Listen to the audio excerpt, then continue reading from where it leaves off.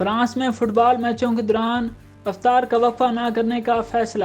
French fit بال federation نے مسلمان کھلاڑیوں کو میچ کے دوران افطار کا وقفہ نہ دینے کا فیصلہ کر لیا۔ غیر ملکی خبر ایجنسی کی رپورٹ کے مطابق فٹ بال فیڈریشن نے ریفریوں کو ہدایت جاری کرتے ہوئے کہا ہے کہ مسلمان کھلاڑیوں کو روزہ افطار کرنے کی اجازت دینے کے لیے میچ نہ روکا جائے۔ قبل ازیں 2 روز قبل فرانس کی قومی ٹیم کے مسلمان فٹ بال کھلاڑیوں کو مبینہ طور پر رمضان کے مقدس مہینے کے پہلے 5 روزوں کو ملتوی کرنے کا کہا گیا تھا تاکہ میچز کے دوران ان کی کارکردگی پر خلل نہ پڑے، تاہم کھلاڑیوں نے اس فیصلے کو نظر انداز کر دیا تھا۔ گزشتہ دنوں انگلش پریمیئر لیگ میں روزے دار مسلمان فٹ بالر کے لیے میچ میں افطار بریک کا فیصلہ کیا گیا تھا، جسے دنیا بھر میں سراہا گیا تھا۔ سال 2022 میں جرمن فٹ بال لیگ بنڈس لیگا کے دوران ایک حیرت انگیز لمحہ دیکھنے میں آیا تھا جب ریفری نے مسلمان فٹ بالر محسن یافتہ کو میچ رکوا کر روزہ افطار کرنے کی اجازت دی تھی۔ فٹ بال فیڈریشن کے فیڈرل ریفری کمیشن کے سربراہ ایرک ہورگانی نے کہا کہ یہاں اس بات کا خیال رکھنا ضروری ہے کہ ہر چیز کا ایک وقت ہوتا ہے، کھیل کود کرنے کا اپنا وقت ہے، جبکہ اپنے مذہب پر عمل کرنے کا بھی وقت ہوتا ہے۔ اس حوالے سے فٹ بال کلب نائس کے کوچ ڈیڈی ڈیگارڈ نے بتایا